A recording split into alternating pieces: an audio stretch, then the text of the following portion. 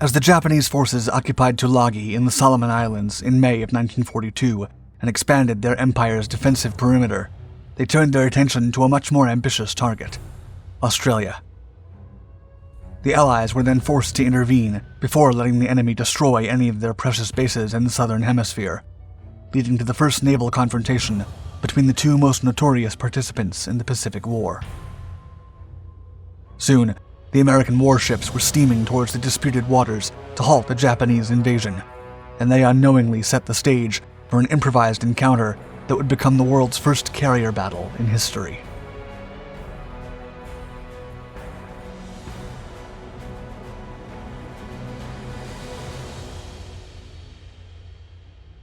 Imperialism. By early May of 1942, the Nippon Empire had achieved a significant streak of triumphs for its imperialistic reach across the Pacific. The Western Basin was almost entirely ruled by the Japanese. The invaders had crushed the British forces in Hong Kong, Malaya, Borneo, and most notoriously, Singapore. That February, the Allies also lost the vital port of Rabaul at the tip of New Britain. After that, the Japanese would secure a strategic base near the Solomon Islands and New Guinea.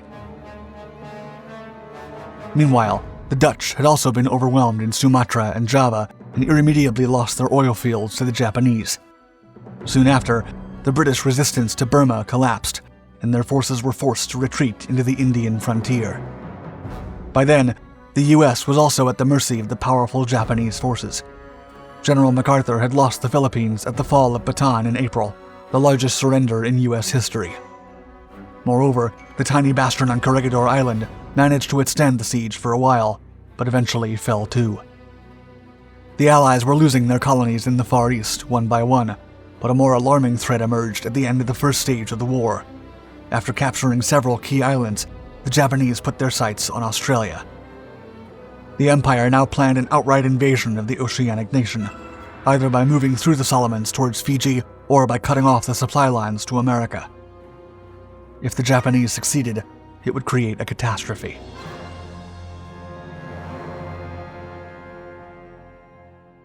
Momentous decisions.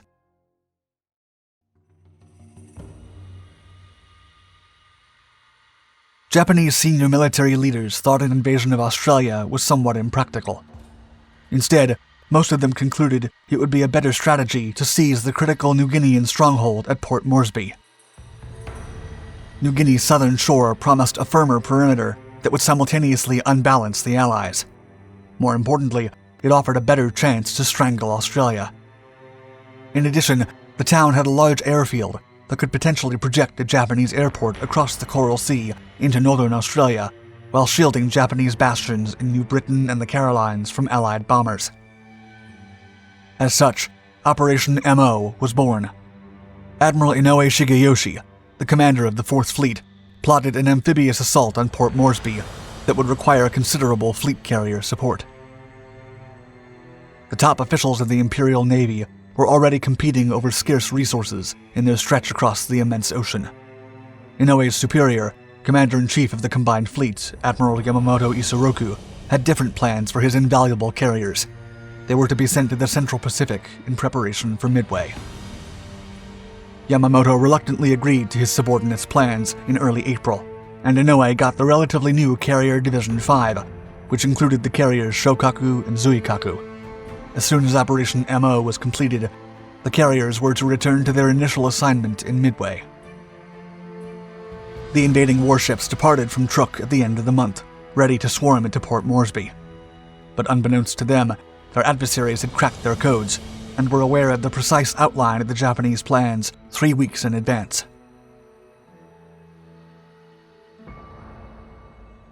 Adrift.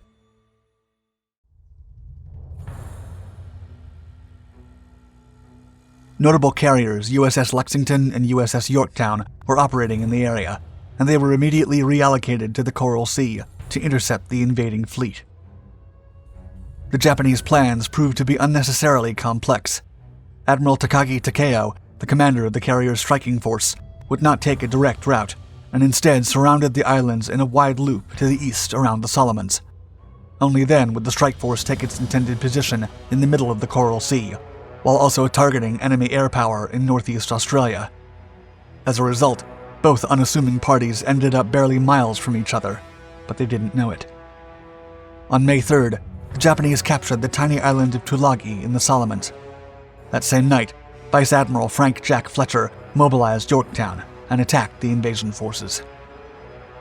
Despite the minimal results, the Japanese were stunned by the unexpected presence of their opponents in the area, and with Takagi's fleet further to the north, there was little they could do to defend themselves. 2 days later, Fletcher rejoined Lexington to refuel, putting herself in a vulnerable position. Meanwhile, the Japanese were alerted of the Americans' presence, and Takagi's flat tops rounded the tip of the Solomons, heading straight into the Coral Sea. However, the U.S. fleets believed that the Japanese fleets would come down directly from the north, past Rabaul, and then face them from the northwest. But they were wrong. Head scratching. The Americans' suspicions were seemingly confirmed on May 6th, when 2 Japanese carriers were spotted. Resolved, Fletcher steamed west-northwest with the intention of striking the following day. However, he ignored that Takagi's carriers were closing in behind him. That evening, both fleets were barely 70 nautical miles apart, but neither noticed the other's presence. The next morning, the American commander received news of 2 carriers and 4 cruisers near the Jomard Passage. Fletcher then launched a strike of no less than 50 aircraft from Lexington, and then another 43 from Yorktown. To round up the attack, he dispatched a surface action group that would block the passage and finish any targets that made it past the aerial strike. Curiously, Takagi had also detected a target to the southwest and launched a bulky attack with 78 aircraft. But instead of a promised carrier, the strike group was disappointed to find the oiler Neosho and her escort, the destroyer Sims. After not finding more worthy victims in the area, the Japanese viciously sank Sims and damaged Neosho. Meanwhile, the American aircraft were also disenchanted with finding 1 light carrier instead of 2 heavy ones.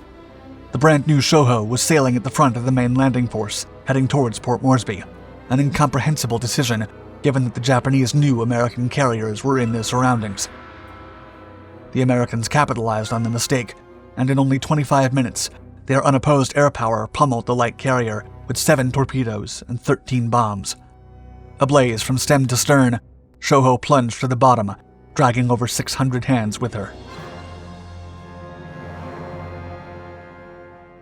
Practical experience.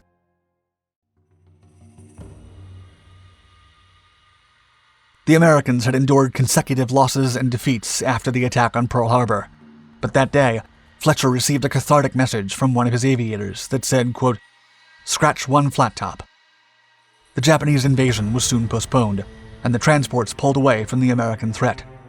Still, Takagi launched a desperate attack at dusk further into the Coral Sea, losing 8 of his best pilots. The 2 carrier forces were now at radar's reach, and the Americans spotted the Japanese in the morning. Then, as the night fell, Fletcher launched an all-around reconnaissance sortie. However, the Japanese sighted the Americans at 8 p.m., and within 20 minutes, the Americans also spotted their foes. The U.S. forces struck first, with Fletcher dispatching 75 aircraft to Takagi's 69. Despite their technological advantage, however, the Americans lacked practical experience and were unable to blunt the incoming attack. At 11:13 a.m., the American carriers came under attack. Yorktown was hit by a bomb, while a near miss opened her seams. Meanwhile, the less maneuverable Lexington bore the brunt of the attack. Severely damaged, she managed to steam at 24 knots. The American aircraft reached the Japanese carriers around the same time, and while Zuikaku scooted out of the way, her sister suffered 3,000-pound bomb hits. Engulfed in flames and unable to recover her aircraft, Shokaku retreated at high speed. Takagi then turned north, while the Americans turned south to break off. Lexington then suffered 2 consecutive explosions and had to be scuttled, while Yorktown headed to Pearl Harbor for repairs. Only 46 Japanese aircraft returned, and they assured they had sunk Lexington and damaged Yorktown. By then, the battle was over.